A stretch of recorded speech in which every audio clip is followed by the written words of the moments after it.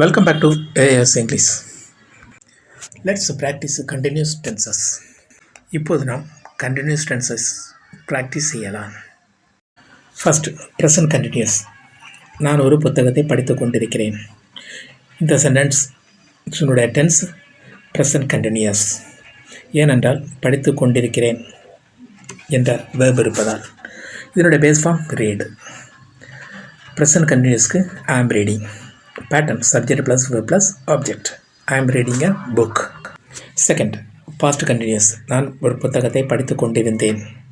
இந்த வாக்கியத்தின் tense past continuous. இந்த வெர்பனுடைய பேஸ் ஃபார்ம் read. அப்படியானால் past continuous was reading. படித்துக் கொண்டிருந்தேன். சப்ஜெக்ட் நான், அதாவது I. ஒரு புத்தகம் என்பது ஆப்ஜெக்ட். படித்துக் கொண்டிருந்தேன் என்பது verb.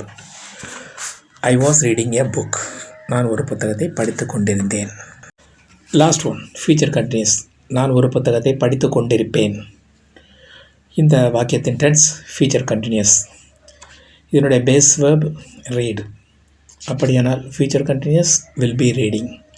இந்த வாக்கியத்தின் சப்ஜெக்ட் நான், ஒரு புத்தகம் என்பது ஆப்ஜெக்ட், படித்துக் கொண்டிருப்பேன் என்பது verb.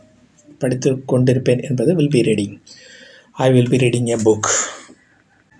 Thanks. Thanks for watching. Please share and subscribe.